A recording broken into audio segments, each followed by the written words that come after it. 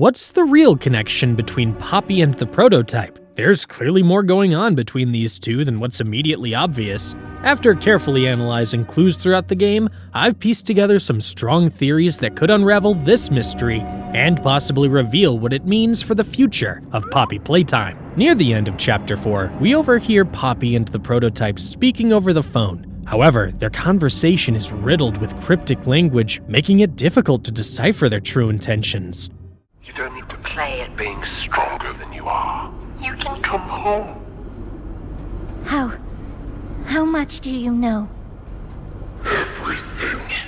To better understand what they're saying, we first need to examine the connection between Ollie and Poppy, as it serves a crucial piece of the puzzle. Based on Poppy's words, Ollie had been her friend for many years. Here, Poppy. For you, I'll always be here. Ollie also acted as a guide throughout most of Chapter 3 and some parts of the latest chapter. However, a Chapter 3 VHS tape revealed one of the prototype's key abilities, mimicking voices. This served as a foreshadowing as to when we eventually learnt that Poppy's longtime friend was actually the very entity she despised and sought to destroy. The charade is over. Who is this? An obvious question with an obvious answer. You. What did you do with the... This leads to an important question. Why did the prototype go through such lengths to deceive Poppy for so long? Well, let's recall that the prototype locked Poppy away in her case immediately after the Hour of Joy, likely as a result of her refusal to support the massacre he orchestrated to avenge the mistreated orphans. She remained imprisoned for a long time, at least until we eventually freed her, so perhaps the prototype had already been impersonating Ollie before her imprisonment, subtly manipulating her into believing that the Hour of Joy was justified. In fact, there's concrete proof that Poppy was aware of the event before it even happened. Did she tell you her part of the Hour of Joy? That she knew it was coming? Or did she leave out that crucial detail? By 2005, when the events of the game take place and Poppy is freed, there was no longer a reason for the prototype to maintain the facade, which explains why he finally revealed his true identity. Now, one could argue that if this theory holds true, why didn't Poppy resent Ollie for believing in the Hour of Joy? Well, in all fairness, there's a key distinction between supporting something and actively making it happen. Poppy may not have severed ties with Ollie just for seeing the event in a positive light, as even with all the negative parts of it, the massacre still did bring justice to the orphans who had suffered under the hands of Playtime. Now, a major theory tied to this mystery is that the prototype is actually Elliot Ludwig, the company's founder. This idea has been proposed many times before, but there are certain clues to it that have been very overlooked. To begin with, Ludwig being the prototype aligns with the timeline. We know that the Bigger Bodies initiative began in 1990 after Dr. Harley Sawyer was recruited to Playtime Co. through an initiative from Leith Pierre, who referred to himself as the head of the factory in the letter. This implies that Ludwig was already dead by that point. Yes, there's an image in his office featuring Mommy Longlegs, a 1991 toy, but this doesn't seem to be canon since it originated from a fan art contest in real life. More importantly, the prototype is not a bigger body experiment, as he existed before the initiative began. A Chapter 3 ARG document references an incident from 1989 involving an orphan named Theodore Graham Bell, in which the prototype played a significant role. This means that the prototype was the original of something other than the Bigger Bodies initiative. I'll further clarify what that something was later on. To put it simply, the prototype existed by 1989 and Ludwig was gone by 1990, meaning he could have been transformed into the prototype. A Chapter 4 VHS tape even confirms a connection between Ludwig and Poppy. I wish you were here, Dad. I could really use one of your talks right about now. You'd know what to say.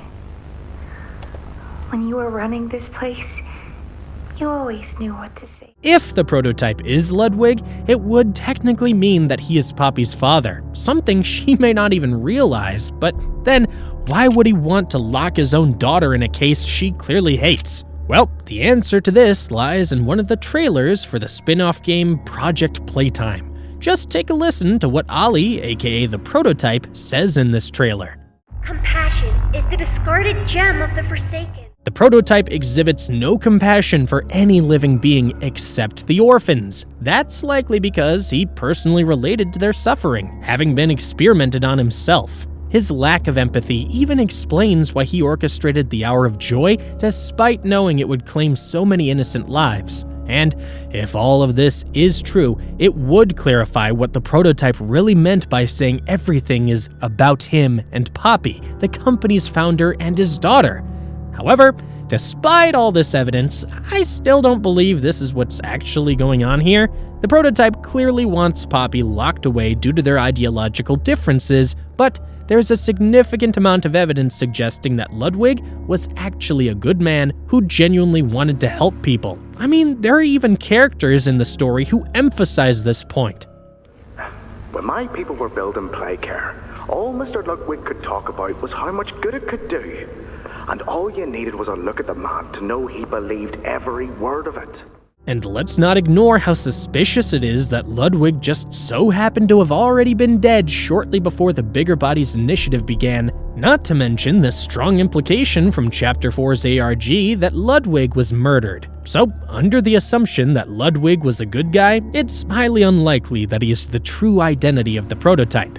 In fact, I don't think solving his identity is even necessary to understand this particular mystery. It all comes down to how unique both he and Poppy are. Consider why the prototype is called the prototype. He must have been the first of something. Since we established that he wasn't part of the Bigger Bodies initiative, he must have been the initial creation of an entirely separate scientific field, which was also referenced in the most recent ARG. Additional evidence also supports this. The prototype is Experiment 1006, and just 9 subjects later, the scientists created Experiment 1015. Their report on 1015 mentions they were working with a brand new scientific field.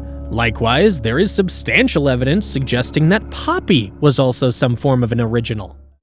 In the 1960s, an unfortunate family death had pushed Ludwig down to his lowest. Ludwig had a daughter, and this family death likely refers to her.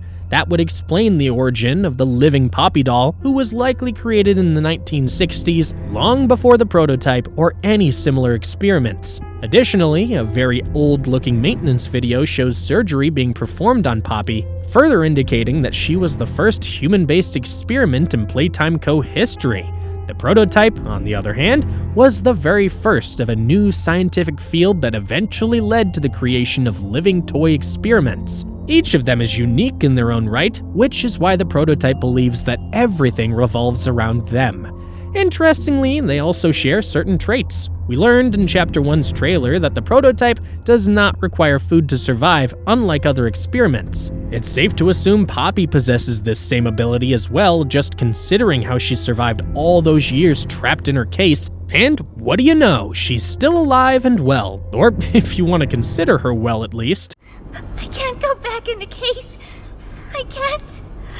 Both characters also exhibit selfish tendencies. Poppy kept us trapped in the factory to fulfill her own goals, while the prototype mercilessly killed his most loyal follower, Catnap, simply for failing to eliminate us. If I had to guess, the prototype wants Poppy locked away not only because they disagree on certain things, but also to ensure that he remains the only special one. He wants the spotlight all to himself, a motivation that aligns with the selfish nature he's displayed up until this point.